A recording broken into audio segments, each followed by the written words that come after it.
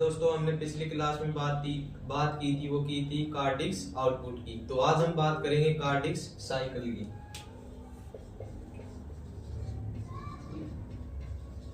कार्डिक्स cycle, तो हम इसकी डेफिनेशंस की बात करें, यानी कि परिभाषा की बात करें,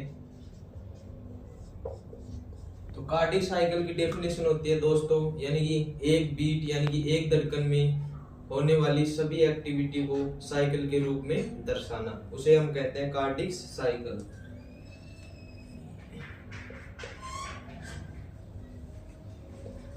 एक बीट यानी कि धड़कन में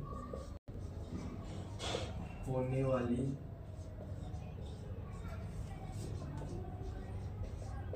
सभी एक्टिविटी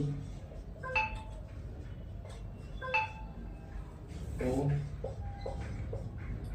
साइकिल के रूप में दर्शाना, उसे हम कहते हैं कार्डिक साइकिल। अब इसकी बात करें कुछ महत्वपूर्ण तथ्य की, तो उसमें फर्स्ट नंबर पर आता है, यानी कि मानव का जो सामान्य हार्ट होता है वह 1 मिनट में 72 बार धड़कता है।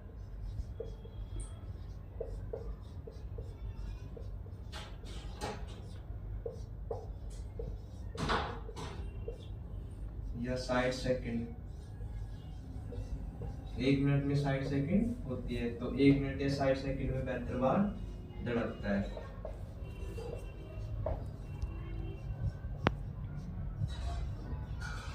अब हम बात करें कि मानव का हृदय 1 मिनट में 60 सेकंड यानी कि 1 मिनट या 60 सेकंड में 72 बार धड़कता है, तो उसी प्रकार यानी कि 60 सेकंड में कितनी कार्डिक साइकिल बनेगी? तो 60 सेकंड में कार्डिक साइकिल बनेगी दोस्तों, वो बनेगी 72, यानी कि 1 मिनट में 72 बार धड़क रहा है, तो कार्डिक साइकिल बनेगी वो 1 मिनट में 72 कार्डिक साइकिल बनेगी। तो सेकंड पॉइंट देखिए दोस्तों, यानी कि 60 सेकंड में 72 कार्डिक साइकिल बनती। अब हम बात करें दोस्तों, यानी कि कार्डिक साइकिल की समयावधि, तीसरा पॉइंट, कार्डिक साइकिल की समयावधि।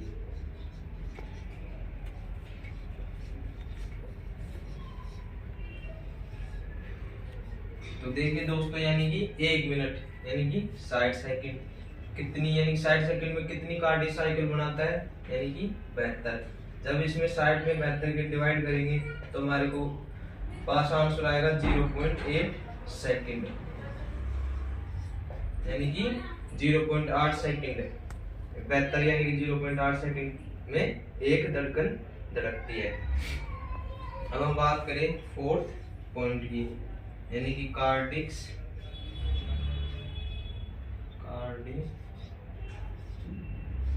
साइकिल की खोज।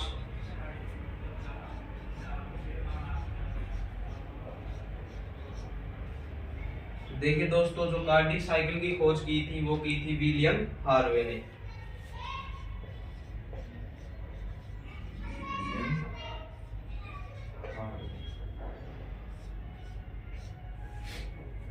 तो ये की थी 1960 में। तो देखिए दोस्तों, कार्डिक साइकिल, तो कार्डिक साइकिल की डेफिनेशन की बात करें, यानी कि एक बीट या धड़कन, एक धड़कन में होने वाली सभी एक्टिविटी को साइकिल के रूप में दर्शाना, उसे हम कहते हैं कार्डिक साइकिल। और जो मानव का हृदय होता है वह 1 मिनट में कितनी सेकंड होती है? 60 सेकंड में 72 बार धड़कता है। अब हम बात करें 60 सेकंड में कितनी कार्डिक साइकिल बनेगी, तो 60 सेकंड में बनेगी 72 कार्डिक साइकिल। अब आप बात करें कार्डिक साइकिल की समयावधि की, तो यानी कि 60 में हम भाग देंगे 72 का, तो हमारे को प्राप्त होगा 0.8 सेकंड।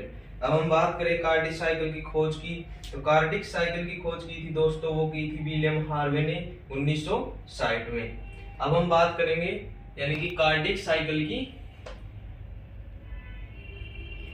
साइकिल को यानी कि ग्राफ के रूप में दर्शाना। अब हम बात करें यानी कि मानव की कार्डिक साइकिल, यानी कार्डिक साइकिल की।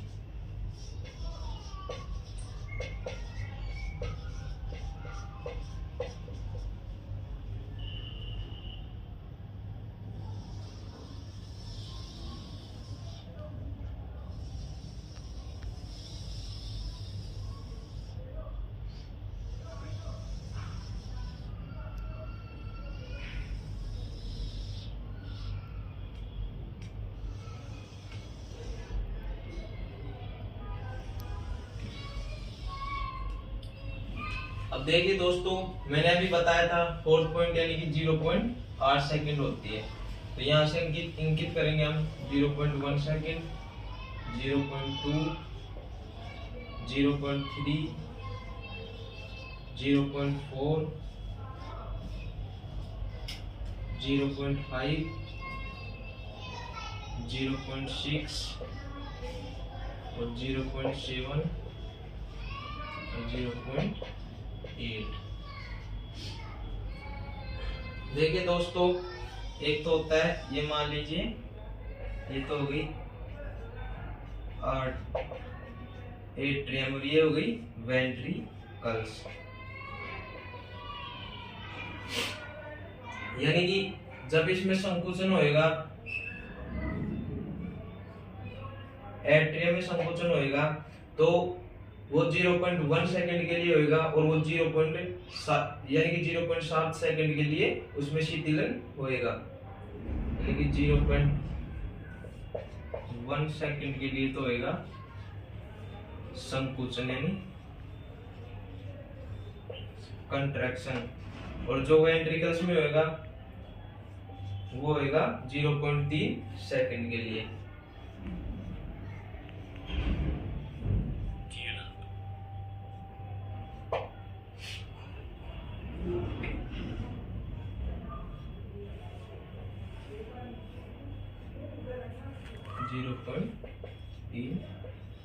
सेकंड के। अब जो इसमें शीतलन होएगा एट्रियम में वो होएगा 0.7 सेकंड के लिए शीतलन, वो होएगा 0.7 सेकंड।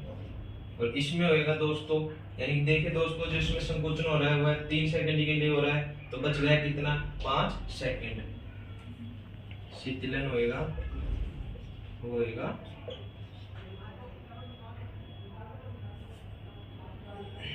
ये तो इसकी बात है 0.5 सेकंड। अब हम बात करें दोस्तों, यानी कि एट्रियम और वेंट्रिकल्स में कभी भी संकोचन होता है दोस्तों, कभी भी साथ साथ नहीं हो सकता। लेकिन आप देख रहे हैं कि यहाँ पर ये लाइन है, तो इसके इधर हो रहा है यानी कि शीतलन, वो 0.4 सेकंड के लिए एट्रियम और वेंट्रिकल्स में संकुचन साथ साथ हो रहा है। तो नोट यानी कि एट्रियम व वेंट्रिकल्स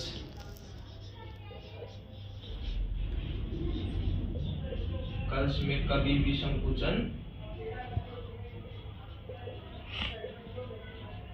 साथ साथ नहीं हो सकता।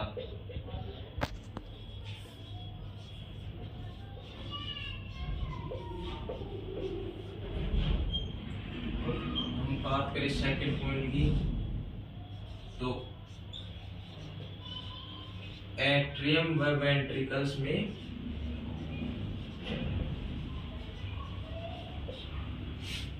जीरो 0.4 सेकंड के लिए शीतलन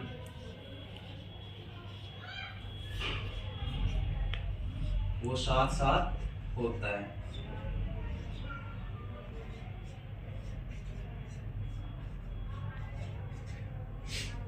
हम बात करें दोस्तों, एक हमारे को यहाँ पर देखने को मिलता है S1 यानी कि लब साउंड। तो लब साउंड सुनाई कब देती है दोस्तों, जब वेंट्रिकल्स में तो शीतलन यानी कि वेंट्रिकल्स में संकुचन समाप्त होएगा, यहाँ पर वेंट्रिकल्स में संकुचन समाप्त हो गया, सॉरी एट्रियम में तो संकोचन समाप्त होएगा, और जब वेंट्रिकल्स में संकोचन शुरू होएगा तब हमारे को देखने को मिलेगी लब साउंड या S1, और एक यहाँ पर होता है दोस्तों S2 यानी कि डब साउंड। अब डब साउंड हमारे को कब सुनाई देगी? जब वेंट्रिकल्स में तो संकोचन समाप्त हो जाएगा और जब वेंट्रिकल्स में शीतलन शुरू होएगा। यहाँ पर वेंट्रिकल्स में तो संकोचन समाप्त हो रहा है और यहाँ पर वेंट्रिकल्स में शीतलन शुरू हो रहा है, तब हमारे को ध्वनि सुनाई देगी, वो सुनाई देगी डब साउंड। तो ये तो बात थी दोस्तों कार्डिक साइकिल को ग्राफ के रूप में। तो देखिए दोस्तों उसको इसके ग्राफ की बात करें तो 0.8 सेकंड, तो 0.1 2 3 4 5 6 7 8। अब हम बात करें यानी कि जिसको मैंने इस प्रकार दर्शा रखा है उसमें तो हो रहा है संकुचन, और जो इस प्रकार दर्शा रखा है वो है शीतलन। और जो ये अंदर की तरफ है ये है एट्रियम अंदर,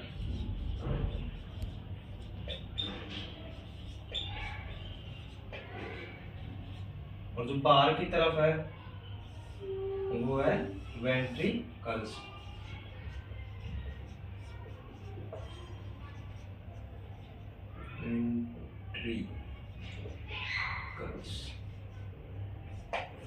देखिए दोस्तों अब इसको समझेंगे, यानी कि जब एट्रियम में संकोचन होएगा वो 0.1 सेकंड के लिए होएगा और 0.7 सेकंड के लिए वो विश्राम करेगी यानी कि शीतलन अवस्था में रहेगी। अब वेंट्रिकल्स की बात करें तो वेंट्रिकल्स में 0.3 सेकंड के लिए तो संकोचन होएगा और वो 0.5 सेकंड के लिए शीतलन अवस्था में रहेगी यानी कि विश्राम करेगी। और कभी भी एट्रियम और वेंट्रिकल्स में संकोचन होता है दोस्तों वो साथ साथ नहीं होता, और जो शीतलन होता है दोस्तों वो 0.4 सेकंड के लिए साथ साथ होता है। ये इधर वाला पार्ट होता है जिसमें ये हो गई एट्रियम और ये हो गई वेंट्रिकल्स, यानी कि इसमें 0.4 सेकंड के लिए शीतलन साथ साथ होता है। अब हम बात करें यानी कि नोट की, ये तो मैंने बता ही दिया आपको। अब जो मैंने ये ऐसे दर्शा रखा है ये तो है एट्रियम, और जो ये है ये तो है यानी कि जो इस प्रकार दर्शा रखा है उसे तो हम कहते हैं संकुचन। जो इस प्रकार दर्शा रखा है मैंने ये खाली इसमें हो रहा है शीतलन, और जो ये अंदर की तरफ है दोस्तों ये तो है एट्रियम, और जो बाहर की तरफ है वो है वेंट्रिकल्स। अब हम बात करें दोस्तों यानी कि जो 0.4 सेकंड के लिए शीतलन हो रहा है उसे हम कहते हैं, यानी कि यहाँ पर लिख लेंगे जॉइंट डैश टोल कहते हैं। तो यहाँ पर बात होती है पूरी कार्डिक साइकिल। अब हम बात करें दोस्तों, एक तो होता है होम्योस्टेटिक्स और एक होता है हीमोस्टेसिस। तो देखिए दोस्तों एक तो होता है होमोस्टेसिस और एक होता है दोस्तों हीमोस्टेसिस। तो हम इन दोनों में अंतर की बात करें दोस्तों यानी इसकी डेफिनेशंस की बात करें तो सबसे पहले हम बात करें होम्योस्टेटिक्स की। तो देखिए दोस्तों होमो यानी कि यहीं पर समझा देता हूं दोस्तों, यानी कि होमोस्टेटिक्स होता है वह क्या होता है। तो होमोस्टेटिक होता है दोस्तों वो होता है यानी कि शरीर के आंतरिक अंगों को बैलेंस बनाए रखता है, वो रखता है हमारे को होम्योस्टेटिक्स। अब इसके एग्जाम्पल की बात करें जैसे टेम्परेचर हो गया, पीएच हो गया। तो इसकी परिभाषा की बात करें तो शरीर के आंतरिक अंगों को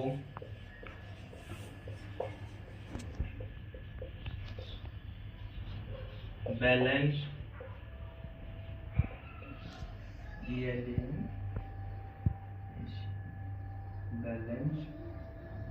या स्थिर, शरीर के आंतरिक अंगों को बैलेंस या स्थिर बनाए रखने की क्षमता, स्थिर बनाए रखने की क्षमता उसे हम कहते हैं होम्योस्टेटिक्स। अब इसके हम एग्जाम्पल की बात करें तो इसके एग्जाम्पल होते हैं दोस्तों, वो होता है, एक तो होता है यानी कि टेम्परेचर कंट्रोल और एक होता है पीएच बैलेंस। ये क्या क्या करता है देखिए आंतरिक अंगों में हम देखते हैं तो टेम्परेचर को कंट्रोल करता है, एक तो पीएच को बैलेंस करता है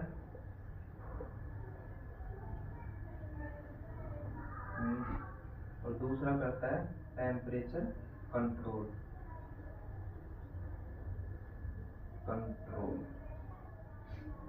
अब हम बात करें दोस्तों यानी कि हीमियोस्टेटिक्स की।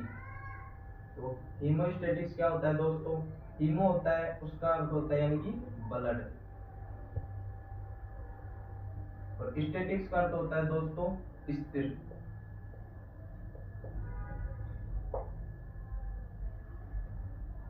अब दोस्तों हम इसके डेफिनेशंस की बात करें तो वो होती है दोस्तों यानी कि ब्लीडिंग यानी कि रक्तस्राव को रोकने की प्रक्रिया। रक्तस्राव को, इसकी डेफिनेशंस की बात करें तो रक्तस्राव को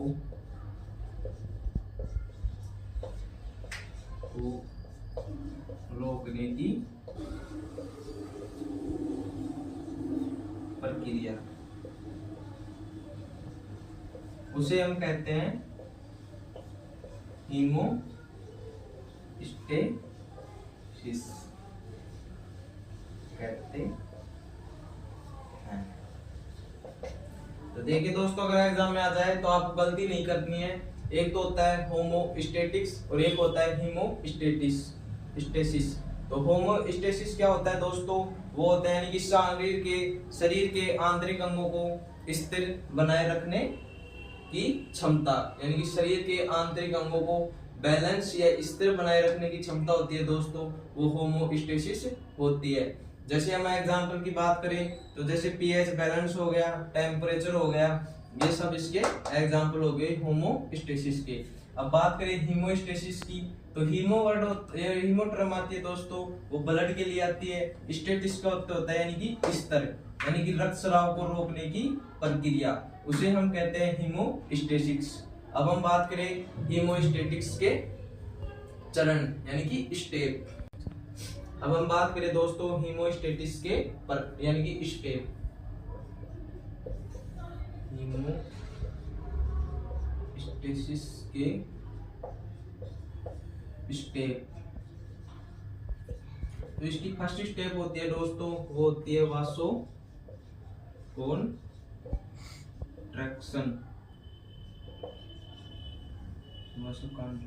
यानी कि रक्तवाहिनियों में संकुचन। रक्तवाहिनियों में संकुचन।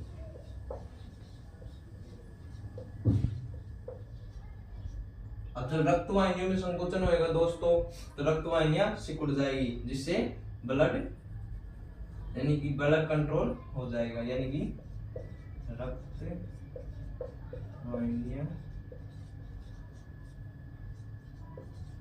सिकुड़ जाएगी। अब दूसरे नंबर पर बात करें दोस्तों तो होता है टेम्परेरी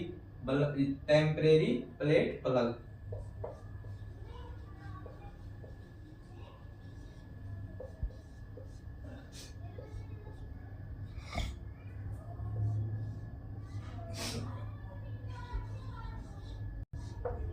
तीसरे नंबर की बात करें दोस्तों तो ब्लड क्लॉटिंग।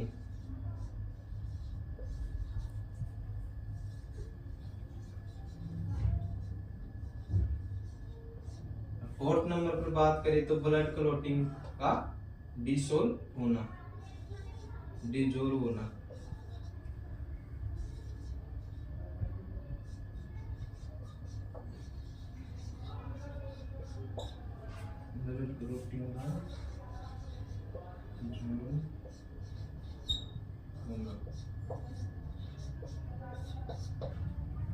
तो हम बात करें हीमोस्टेटिस के स्टेप की तो पहले नंबर पर आता है वासो कॉन्ट्रैक्शन यानी कि रक्तवाहिनियों में संकुचन। दूसरे नंबर पर आता है टेम्परेरी प्लेट प्लग और तीसरे नंबर पर बात करें तो ब्लड क्लॉटिंग का होना। तीसरे नंबर पर होगा ब्लड क्लॉटिंग और चौथे नंबर पर होगा ब्लड क्लॉटिंग होने के बाद यानी कि डिजोल्व होगा। अब हम बात करें दोस्तों यानी कि ब्लड क्लॉटिंग रक्त स्राव रोकने की प्रक्रिया। तो देखिए दोस्तों, अब हम बात करें यानी कि रक्त के थक्का जमने की प्रक्रिया।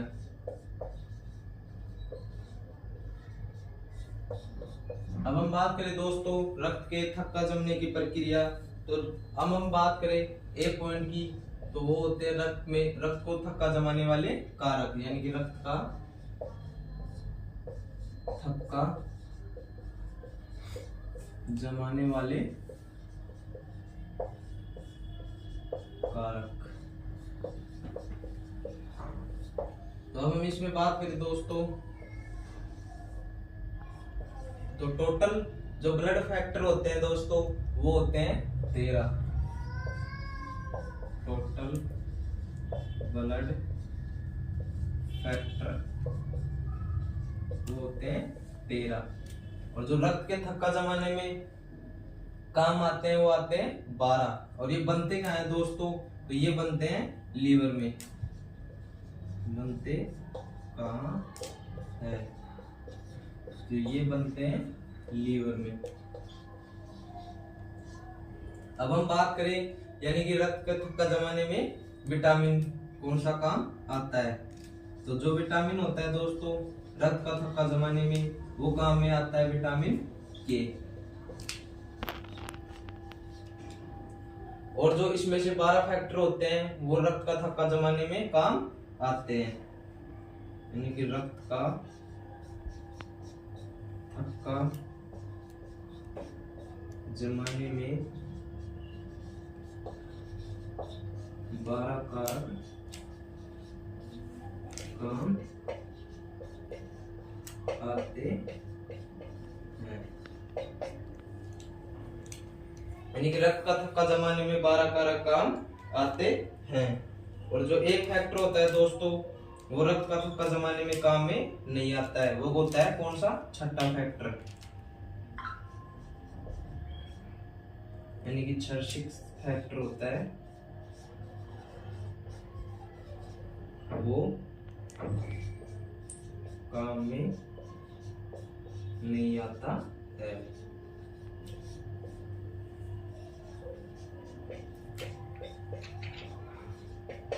अब हम बात करें दोस्तों, तो 12 फैक्टर होते हैं वो शरीर के अंदर होते हैं। शरीर के अंदर 12 फैक्टर यानी कि 12 कारक होते हैं। और जो एक फैक्टर होता है वह शरीर से बाहर होता है, तो वो होता है कैल्शियम आयन, यानी कि 4th नंबर का फैक्टर। शरीर के बाहर फैक्टर तो वो होता है कैल्शियम आयन। अब इसको समझेंगे दोस्तों, यानी कि रक्त के थक्का जमाने की प्रक्रिया। तो रक्त का थक्का जमाने वाले प्रक्रिया में ए नंबर की बात करें तो रक्त के थक्का जमाने में कौन कौन से कारक काम में आते हैं, तो ब्लड यानी कि टोटल ब्लड में फैक्टर होते हैं दोस्तों वो होते हैं 13। और हम ये बनते कहाँ पर है दोस्तों, तो ये बनते हैं लीवर में। और अब हम बात करें कि इसमें कौन सी विटामिन काम आती है रक्त का थक्का जमाने में, तो रक्त का थक्का जमाने में जो विटामिन काम आती है दोस्तों वो विटामिन के काम में आती है। अब हम बात करें यानी कि रक्त के थक्का जमाने में यानी कि 12 फैक्टर तो काम में आते हैं और एक फैक्टर काम में नहीं आता है, वो होता है 6th फैक्टर। और जो शरीर के अंदर होते हैं दोस्तों वो होते हैं 12 फैक्टर, यानी कि 12 फैक्टर होते हैं वो जो शरीर के अंदर होते हैं, और एक फैक्टर होता है वो शरीर के बाहर होता है जिसे हम कैल्शियम आयन कहते हैं। ठीक है दोस्तों, मिलते हैं नेक्स्ट क्लास में। इसी के साथ बने रहिए हमारे YouTube चैनल LSI मिशन 2027 पर। धन्यवाद।